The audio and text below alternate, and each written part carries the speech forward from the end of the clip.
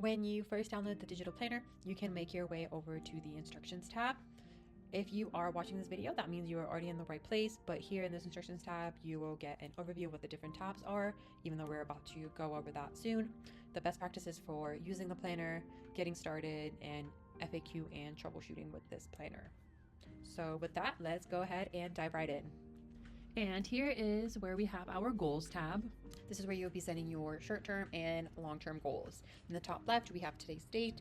Then we have a status chart giving you an overview of what your goals are like. We have the goals by category. So this is great to see, what kind of goals are you setting? Maybe you're setting a lot of travel goals and maybe you want to focus a little bit more on, your career or financial goals. So this is a great way to get that overview so you can have a more balanced set of goals. We have a chart for priorities. So as you are changing your priorities for your goals, this chart will be updating as well. We have number of short-term goals, long-term goals, and then as you set target dates for your steps for reaching your goals, once that target date is within a week of today's date, those tasks will show up here. So as you're setting your sub goals, as a target date is within the week, that's when it will be showing up here. Now, actually looking at entering your goals, you will enter the category of your goal, and you are more than welcome to edit and add your own item as you see fit, or move them around, color code them, do whatever you would like. You will write out your goal, why this goal is important to you, the biggest obstacle to reaching this goal, and the priority of the goal. You will then write out the steps to reaching out the goal, the start date, the target date for when you want this step complete, and once it does become complete, you would actually go ahead and check it off. So once all of your steps are checked off, your progress will show as complete, as well as up here it will also show up as complete. To edit the start dates and target dates, you would just double tap on the cell and set the date that works for you. And the same applies for the long-term goals. There are 64 goals, 32 short-term and long-term, so as you scroll down, you will see that there is a lot. I do understand that as you are continuing to write them, you don't want to be scrolling a whole bunch to go down. So one thing you can do is, as you complete goals, you can hide them. So right-click and then hide rows, and the data will still show up and auto-populate in the charts here, so there is no need to worry about that. Here is what the task calendar sheet looks like, and there's one available for every month. In the top left, you have that quick link back to the dashboard. You have today's date, and then there are 3 different graphs giving you an overview of what your tasks are looking like. So what are their statuses, the tasks per category, the priority, and then a quick table with the percentage to give you how many tasks you've completed and how many you have remaining for the month. In this table down here below is where you'll actually be writing out your tasks, setting the category. There are plenty of categories. However, if there is one that is missing or that you would like to add, you would just click on the little pencil at the bottom, the edit button. You would scroll to the bottom and you would add another item. So you want to add grocery shopping. When you click done, you can apply to all. So that just means applying that to all of the cells here. You would set the priority for your task and you will set the due date.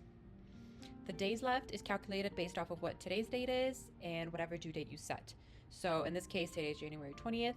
The due date for this is set for January 22nd, so there are 2 days left. As you can see, these 2 are set for today's day, so there are 0 days left. For tasks that are past today's date, they will show as overdue, and as you complete tasks, they will show as complete. The status here will update, so will the table here. Additionally, you can filter by tasks, by priority, by due date. They are all set here for you, as well as you are writing out tasks and setting the due dates, they will be showing up in this calendar here. So all of the tasks that we see, they are all here, as well as once you are completing them, they will be getting crossed out here as well. The calendar date is set to start on a Sunday. However, if you would like to change that, you would just double click on that first cell and you would say you wanted to set it for Monday. You would just select that date. The top bar will update, so will the entire calendar and all of the tasks. And that is your task calendar. Here we have the habit tracker, and there is one available for every month. In the top left, once again, you have a quick link to go back to the dashboard. For the habit tracker, you have an overview that shows you your total progress throughout the weeks and throughout the days, how many habits you have completed, how many you have set for the day, and how many you have remaining. Then you also have a weekly progress bar, so you can see the percentage and the tasks that you have remaining over the week. As you complete your tasks, as the days go by, this tracks across all of your habits, while this chart over here tracks across one habit. So as you go in and write out your habits and set the target count, so how many times you want to complete this habit in a month. As the days go by and you check it off, this is where you will see that progress happening for that specific task, while this right here is for that specific day. This chart right here shows you the top 10 daily habits. So this updates to show you what your habits are looking like, which ones you've completed the most from the least, and what percentage they are at. You also have a overview of your daily progress, how much you've completed and how much you have remaining. So as you go on and you continue to write out your goals, this will become more full, a lot more colorful and exciting.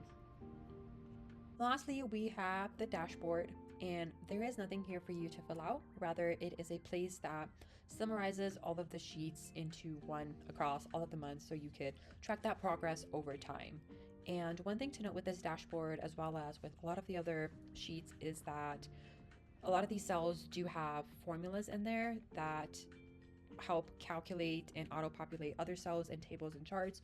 So if you happen to accidentally delete or alter a formula, you can just Control Z it or just hit the undo button, and hopefully that formula should go back into place and everything should be working neatly.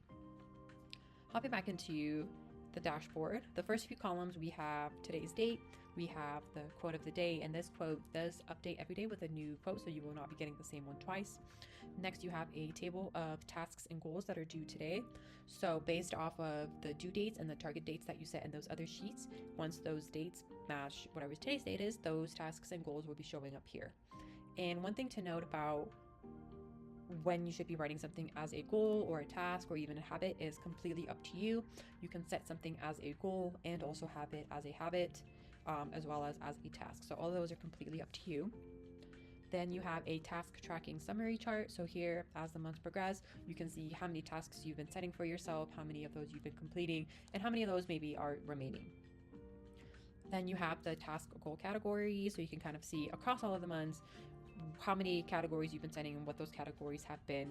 And then lastly, you have those completed goals. So as those steps are reached and as those goals are completed, regardless of whether they are a short-term or long-term goal, they will be showing up here. So what's great is that over time, as those months go by, you can kind of see all of the great progress you've been making and be proud of yourself of how much you've been able to accomplish. You also do have quick summaries of all of the months. You have the quick links to the task calendar for that month, the habit tracker, as well as for the goals. There is the task tracking table to show you how many tasks you have completed, remaining. You have the task categories, the top 3 that you have been selecting, and you have completed habits. So the completed habits show up here when, let's say, your habit is to go to bed by 10 p.m. for this month, and you set this habit for 10 times. Once you complete it for 10 times for the month, it will show up here. And there's one available for every month. That is all I have for you. So you are more than ready to get started on your digital planner. Happy planning!